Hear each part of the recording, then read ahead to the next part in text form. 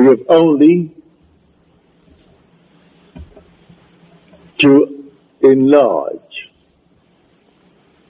our conception of causality, to excuse everything and forgive all.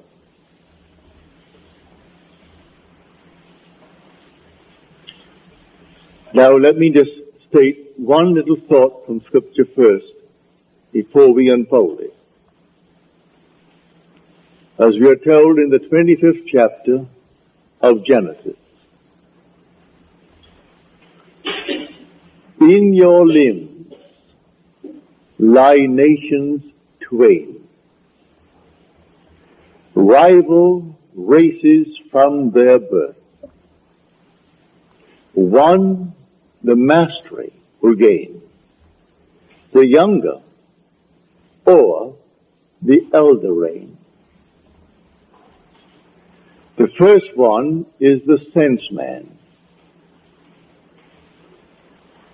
I'm now looking at this room and all within it, and that is the sense man. My normal apprehension of corporeal objects, just like this room and the contents, I call sense perceived.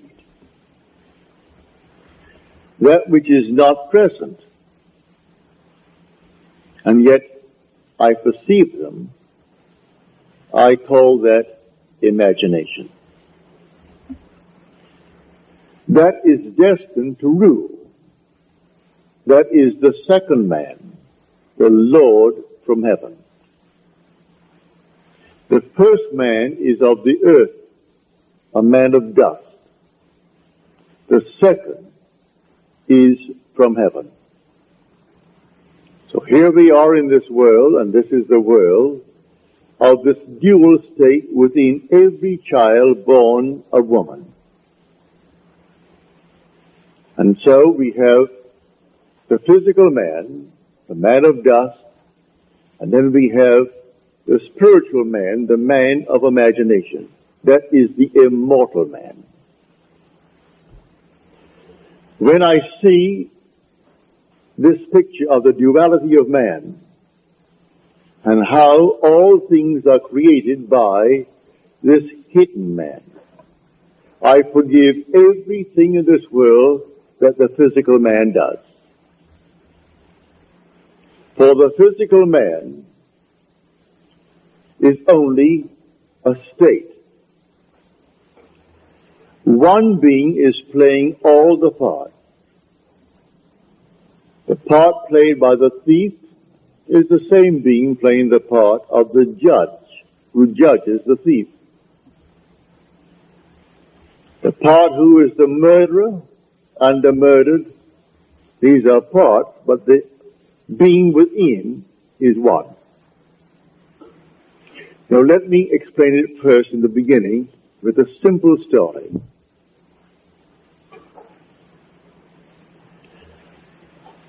About 8 years ago, I was in New York for a month.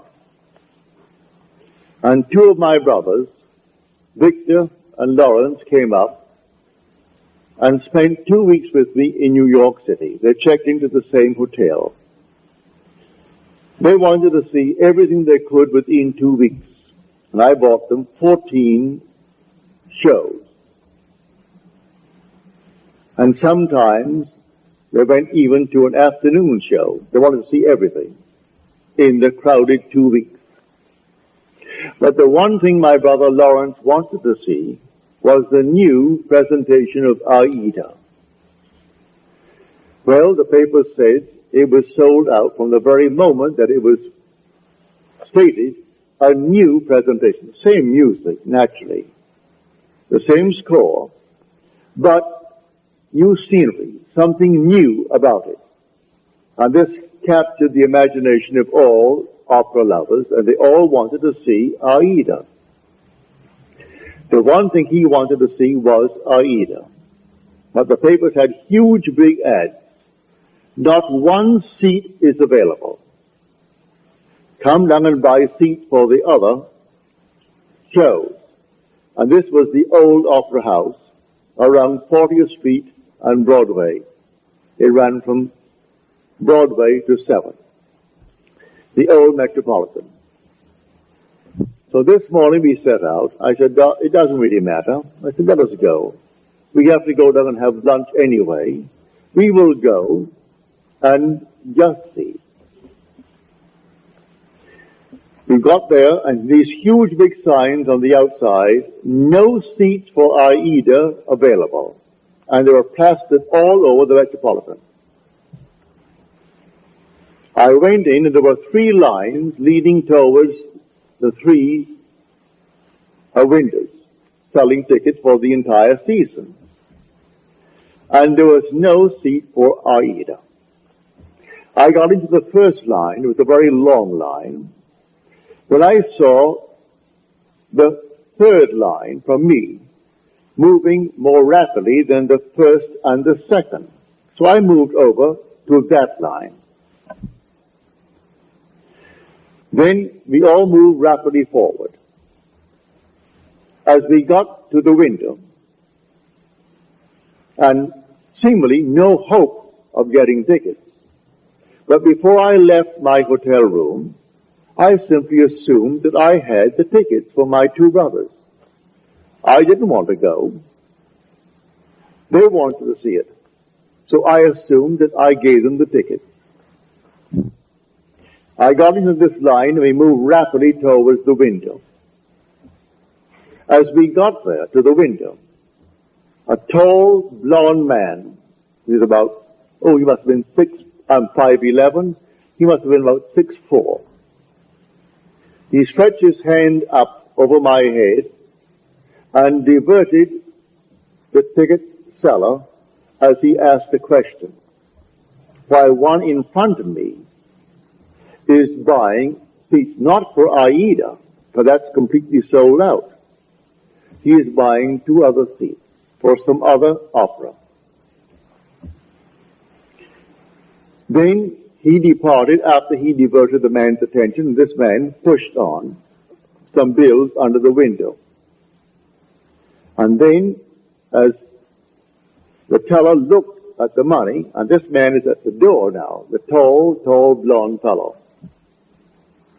And he gave this man the ticket, and then suddenly he said, well, he only gave me $3.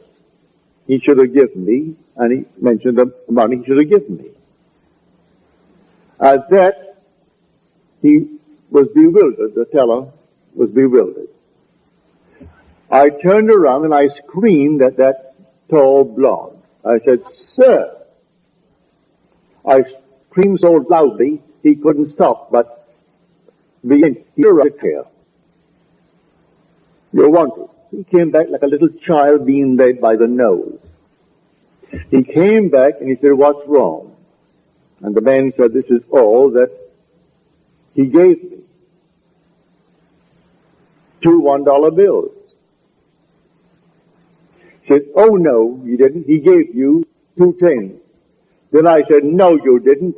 I was standing right here. I saw what you did. You gave him 2 $1 bills. That's all that you gave him. The man is flabbergasted. He was so completely dumbfounded, he didn't know what to do. I said, I am standing here. I saw exactly what was done. Then he opened up his purse, and here was a stack of 1s, and he had a $20 bill and 2 10s. He said to the man, when will you discover your mistake? Because I gave you 2 10s. And the man said to him, at the end of the season. And with that, it was closed. And the man then took out the money and paid for the ticket and took back his 2 1s. Then I say to him, I want 2 seats for Aida tonight. And I want them in the horseshoe circle. I want them center. He said, yes, sir. And he took from what is called the VIP. They always keep a few out. Though the house is sold out, they always keep a few seats for those who were coming called the very important people. But I am certainly not a very important person. But I saved him from the loss of $20. And he quickly took the 2 seats out and said to me, $20. I gave him the $20, went back and gave the 2 seats to my brothers. Now, a state called a thief. These 2 men have chosen to be thieves in their world. They're con men. It's perfectly all right. God made everything for its purpose, even the wicked, for the time of trouble. Read that in the 16th chapter, the 4th verse of Proverbs. He made everything for its purpose, even the wicked, for the day of trouble. Well, the day of trouble may not be a war. I was troubled. How to get these tickets? That's a moment of trouble. And I simply assumed that I had them. And I simply played my part in my imagination before I left my hotel room. That my brothers are going to see this show this night of Aida. The new presentation of Aida.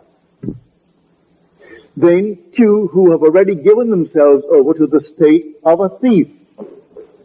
They had to actually come right into the line. I took the first line, then I moved over to the 3rd line because I saw it moving more rapidly.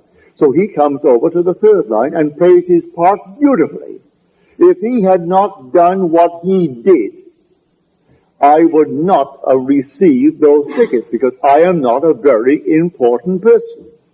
But the man looked me in the eyes and said, here is an honest man. As far as he is concerned, I am an honest man who saved him from losing $20.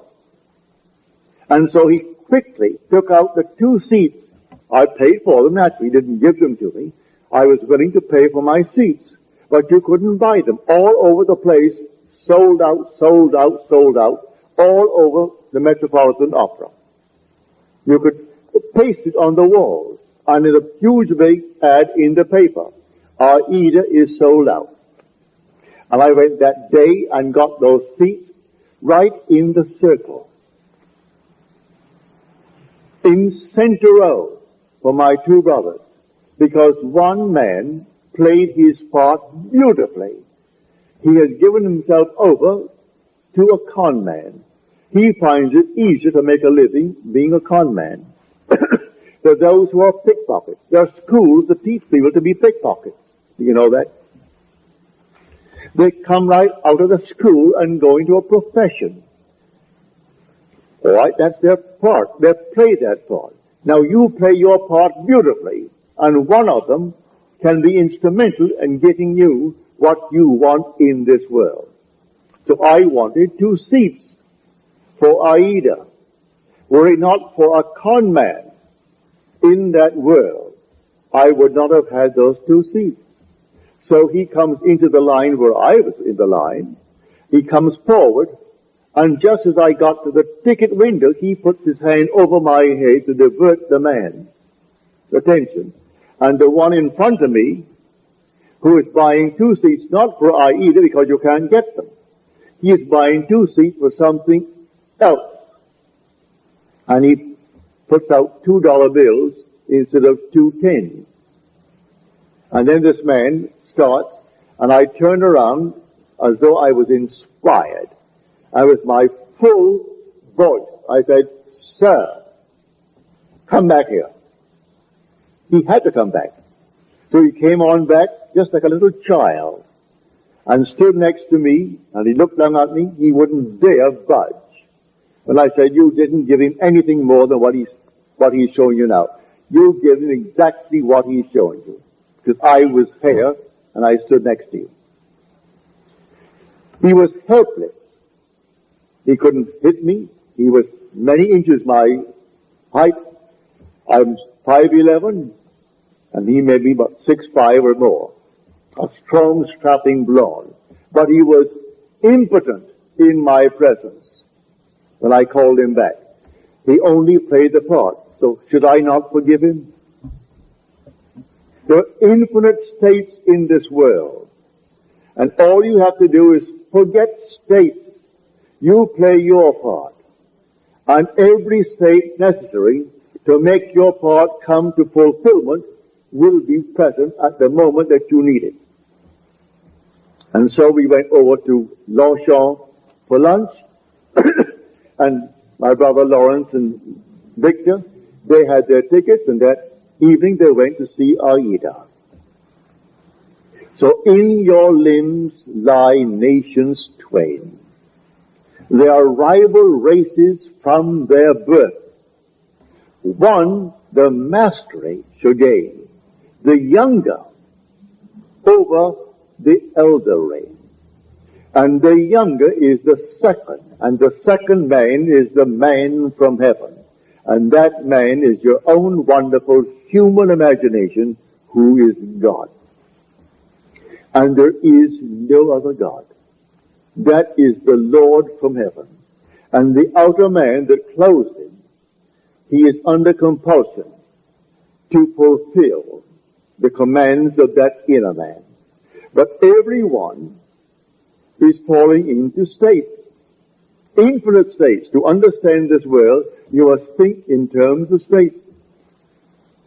And so he has made everything for its purpose, even the wicked for the day of trouble. And so use everything, but you don't have to think of which one will do it. Forget who will play the part. I never saw that man before, never saw his partner in the little crime before. That was their choice in life. There are those who have chosen to be pickpockets for the rest of their lives. So if they're caught in the act, all right, that's part of the game. They've chosen that part to play. There are those who have chosen their part to play, like Mr. Hoover, who just departed this world. He chose that part. And there are others who chose other parts. Either wisely or unwisely, we fall into these things. But when the inner man begins to awake, he selects his part wisely. It's entirely up to us. So I tell you, everything in this world that you want to be, you can be, if you know that there are only states. You move into the state because the occupant of the state does not differ from the occupant of any other state. The one who played the part that day of the con man to get 2 tickets for $2 instead of $20 and go on the street and sell them for $15 and make himself a quick few bucks. The same occupant is God. God is playing all the parts. So all we have to do is simply to expand a little bit our conception of causality, to actually excuse everything and forgive everyone in this world. I forgave him because he actually was instrumental in getting me the 2 seats for my brothers. Were he not playing that part at that moment, I would not have had the seats. But before I left my hotel room, I simply assumed that my brothers had their seats and they were going to see Aida, and they came home thrilled beyond measure. So we went down, and seemingly no hope. I wasn't concerned about any hope. There were 3 long lines. After all, you're selling not just for the show of the night, you're selling for the afternoon show, you're selling for the evening show, and for the entire season. By a month in advance, 2 months in advance. They're all there. And so here are the lines. And there are 3 lines and 3 windows open. And what caused me to move to that moving window? The Father in me. He knew which one is going to play what part, because they're all in states. And myself is fully aware of all the states in the world. And if you can play a part to aid me in the fulfillment of my dream, you'll play. And so if I need a thief, there must be a thief somewhere. He was a thief. And he played a far better part in my getting the ticket than if he were an honest man. If he came up and played the part of an honest man, then the man would have said to me, he wouldn't know me, I'm not an important person, and so we have no tickets. Don't you sign? No tickets available. It's a sellout. But it was not a sellout, and a thief made it possible for me to get my 2 tickets. So when you see this, you forgive every being in the world. Everyone. They're all playing their part. So don't condemn anyone, because everyone will be instrumental in fulfilling your dream if you know this law. It's all infinite states. But remember, you are awakening to the reality of the second man. In this room, my simple apprehension of corporeal objects, the things on the wall, the hair, the chairs, the house, this thing for a wedding tomorrow, all this is preparation for a wedding. All this is, to my sense man, reality. And I think of something entirely different, and that is called only imagination. And that is the second man. Now, what do I want in place of what my senses are telling me? Let me now enter into that state and live it as though it were true, and move forward in that state. Now let me show you the difference now, because we started with that statement from the 25th chapter of the book of Genesis. An idea that is only an idea produces nothing and does nothing. It must be felt, actually felt, so that it awakens within oneself certain sensations, certain motor actions, in order to be effective. What would the feeling be like if it were true? Dwell upon that until the feeling awakes within you these sensations. For imagination is spiritual sensation. That is the creative being in you. It's not just to entertain an idea. What idea? The idea must produce in you this feeling, which is a sensation, but it must be a feeling. What would the feeling be like if it were true? You dwell upon that until you catch that feeling. As Churchill said, that the mood determines the fortunes of people, rather than the fortunes, the mood. The mood precedes the fortune. So what would you want in this world? Or contemplate it. What would the feeling be like if you had it? What would it be like if it were true? That is the story of Scripture. If I could only feel that I am already the man that I want to be, that I'm already the woman that I want to be, and feel it, then it's not only an idea, which as an idea without feeling will produce nothing. Now it has everything, because in this story he said to the second man, "Come close, my son, that I may feel you." The secret is in the feeling. So Esau went out. He is the first man, covered with hair, the outer man. And Jacob is the inner man, the man of imagination, who is hairless. It isn't 2 little boys. These are only symbols. It's all in man. So come close, my son, that I may feel you. So he comes close and deceives his father through feeling. So the father feels, and he feels him just to be externally real. You can do it. There is no flower in your hand, but you can feel the soft velvet feeling of a rose. You can smell a rose, though it's not physically present. Try it. Try all these things with the inner man. And when you can actually feel it, so that you raise your imagination to the point of sensation, to vision, then the whole thing is done. It's done in a way you do not know it's going to happen. If it takes a thief to aid you, then you forgive the thief. Should I not forgive that man who tried to rob that teller of $20 when he did for me what no one else could do? I could go to all the brokers in New York City and they couldn't get me 2 seats. I could go to anyone and they couldn't get me 2 seats for my 2 brothers. And I wanted them to have the joy of seeing the new presentation of Aida. So I went myself prepared in my imagination that I had 2 seats. And it took a thief to be instrumental in getting me the seat. Should I not forgive him for the part he played? He went to the door, this tall giant of a man, looked back at me, but he wouldn't have the courage to come up and slap me.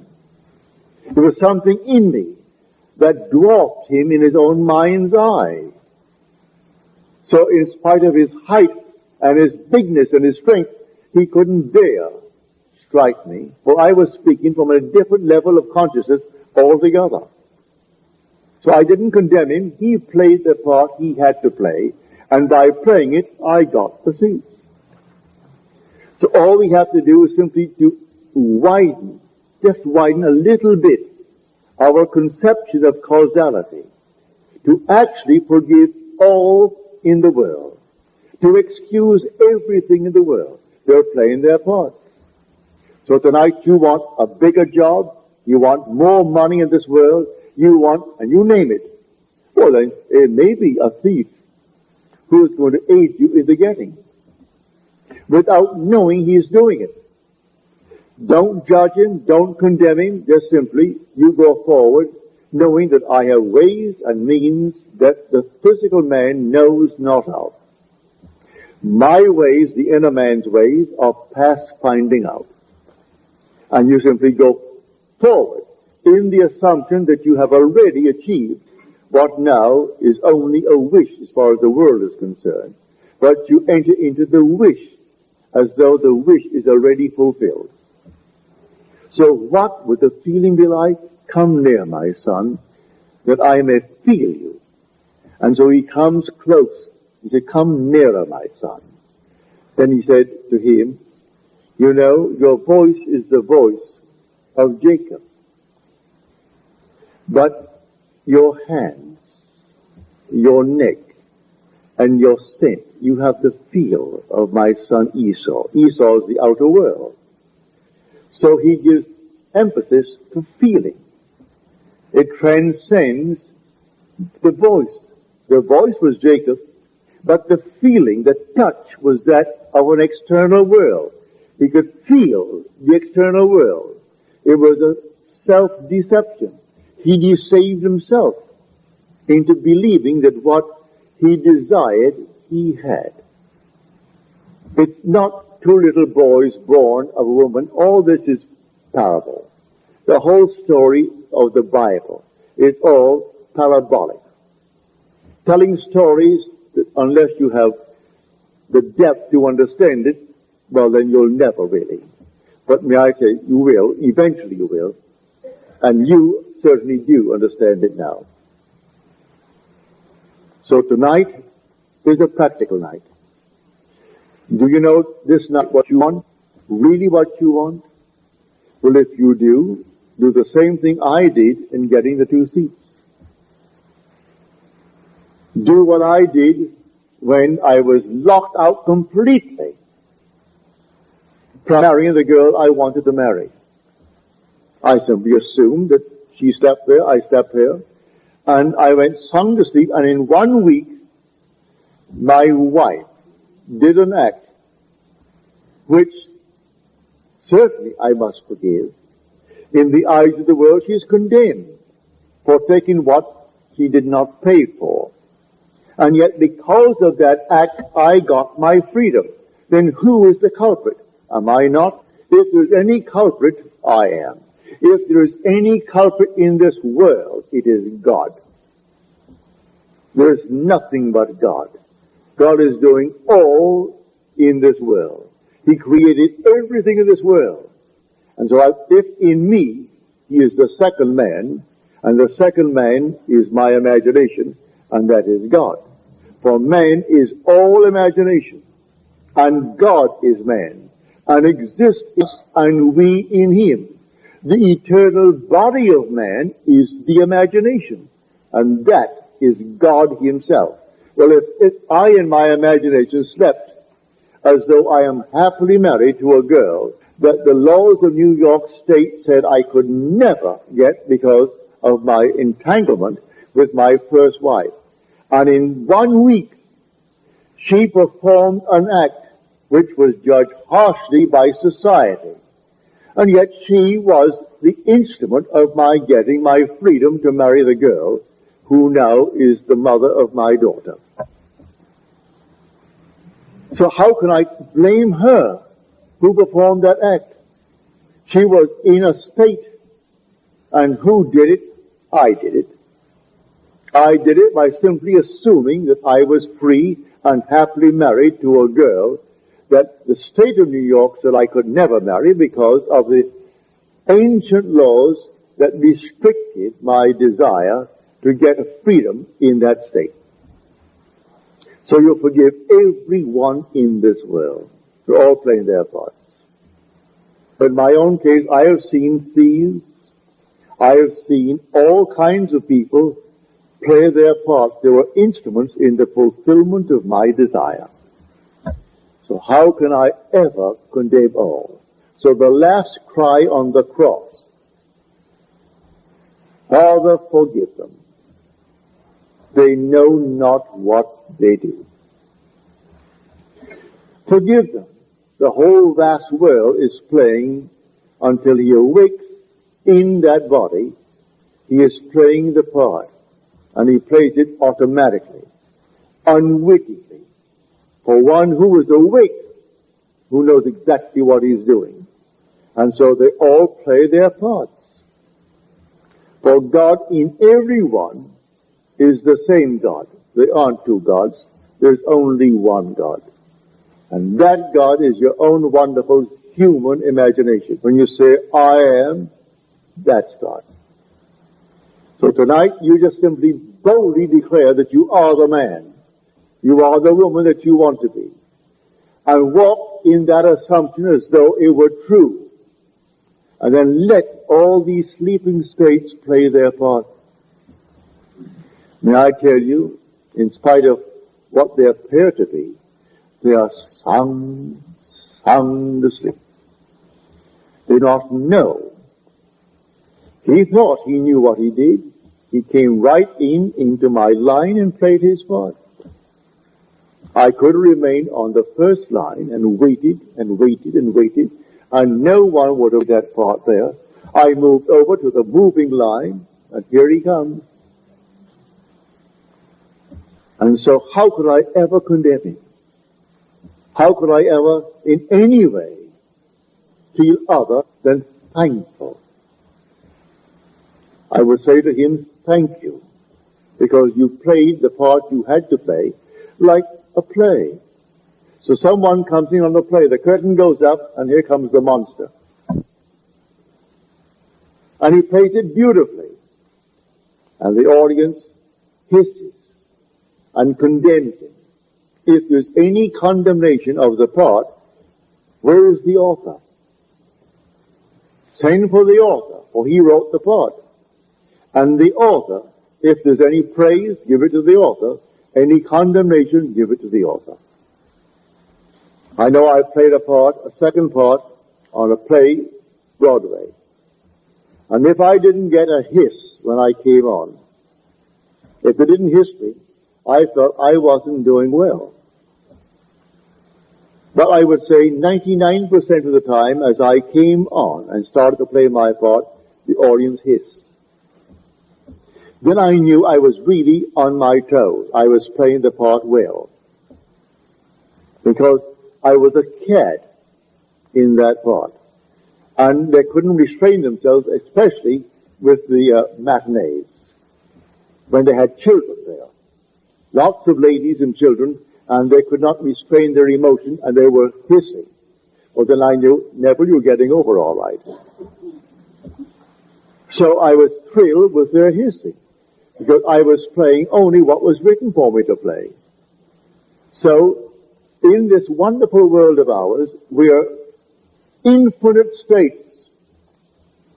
And everyone is in a state.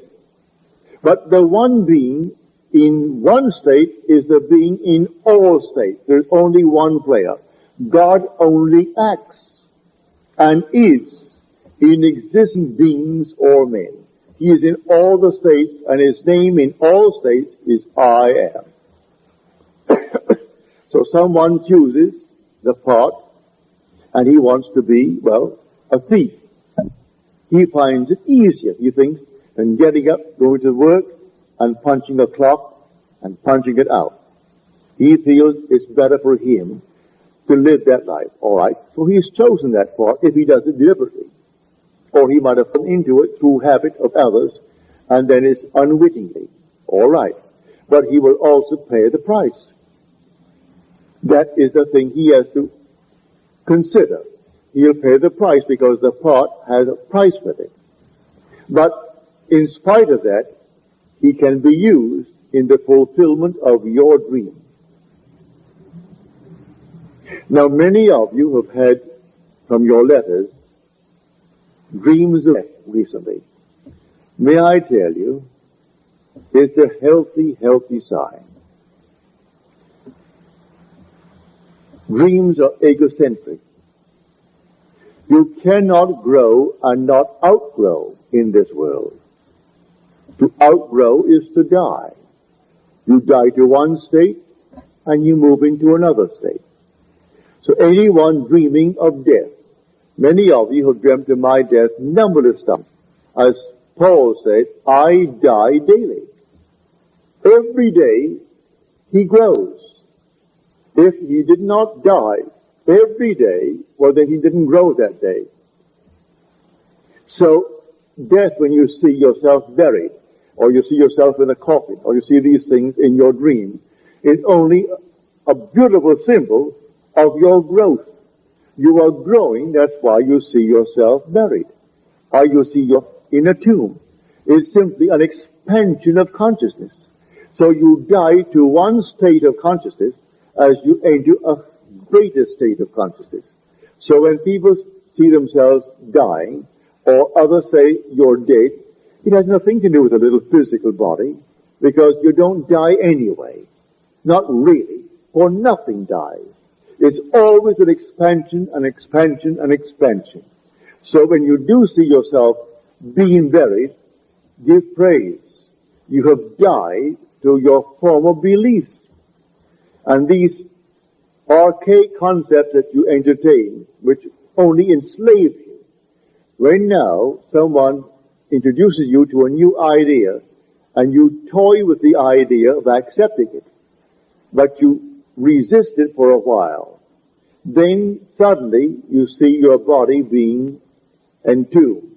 It means it's gotten hold of you. These new ideas that will call you to an expansion of yourself.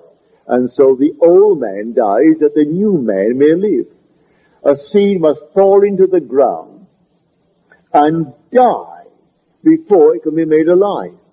If it does not fall into the ground and die, then it cannot bring forth fruit. It simply remains what it was before. So if it dies, it bears much fruit. So don't be afraid of any vision of death. Death is the most glorious symbol in the mysteries of the expansion of consciousness.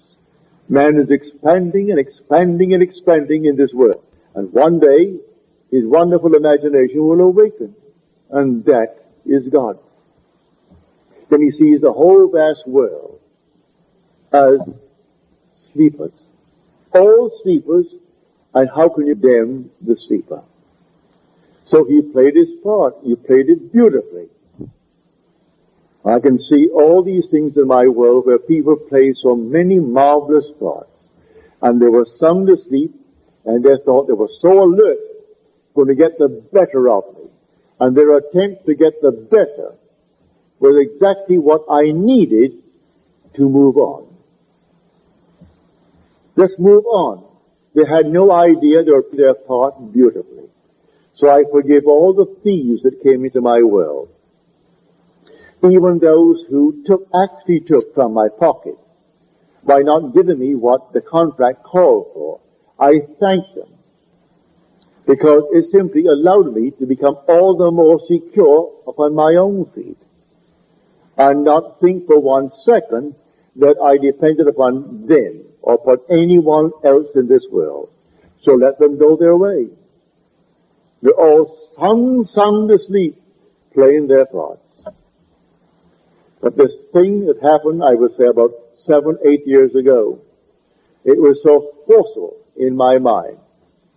My brothers thought that I was very courageous with this giant over my head to do what I did. It wasn't any courage. At that moment, I saw what he did.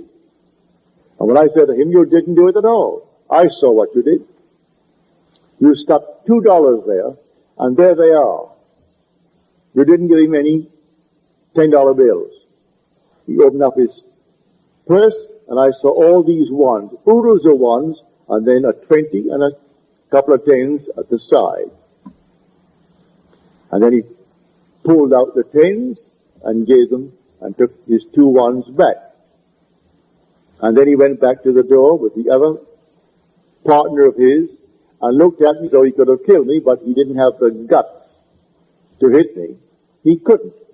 If I were that big, he could not have struck me. Because I was speaking on an entirely different level. And on that level, when I knew I would get my seats, that's all that concerned me, here comes the 2 seats. And the man said, yes, sir. He treated me as though I stood before him as the president. And he thought, now here was an honest man who saved me $20. I'm only playing the part. I only wanted 2 seats that night. Because that's all that my brothers could give. Because I had all these seats bought for them. All the shows on Broadway at the time within 2 weeks. And they went night after night and matinees and everything else. Got it right up to their heads in shows. So I'm telling you, if you know of this full being within you, in your limbs lie nations twain, rival races from their birth. One the mastery will gain, the younger over the elder reign. Now see that younger one actually reigns, and the younger one is your imagination. The older one is your sense man. The facts of life. What is my bank account? Am I owe more than the bank account has in it now? Well, now that is Esau's judgment. Now, Jacob puts in 50 times what is there now. In my mind's eye, I have deposited 50 times more than is there. How it's going to happen, I don't know. I don't know any more than I knew that day when I started off with the Metropolitan. How I'm going to buy seats. When the papers tells me you can't buy a seat. Huge big ad. Save your time. Don't come. All other seats are available, but not for Aida. And I go down only for Aida. And I get them. Because of a seeming thief played by the part of God. For God plays all the parts in the world. There is nothing but God. And say, I am, that's God. That is the Lord Jesus within you. That is your immortal being that cannot die. He cannot die. That is your eternal self when you say, I am. Imagination is not some vague essence. It is a body, a reality, an infinite body that is so perfect when it's awakened that in its presence everything is made perfect. But while it is awakened, it exercises that power and draws into its world everyone that can play the part for its fulfillment of its dream. So here, I hope you heard it clearly. I hope I made it as clear as I can, because tonight should be a very practical night. That you will go out knowing who you are. You are a dual being. But the first man is of the dust, and to dust he returns. That is the man of earth. The second man is the Lord from heaven, and he cannot die. That's your own wonderful human imagination. It cannot die. But it sleeps embodied in this tomb. And one day it will awaken. As I've told you in the past, the symbolism of Scripture will surround you. It's perfect. It is true. Everything told you in Scripture as to his birth, you are going to experience. And then your imagination awakens. And you trust no one but it. Only this being within you do you really worship. Let them give all the medals and all the honors to this, that, and the other, to the little earthly man. It doesn't interest you.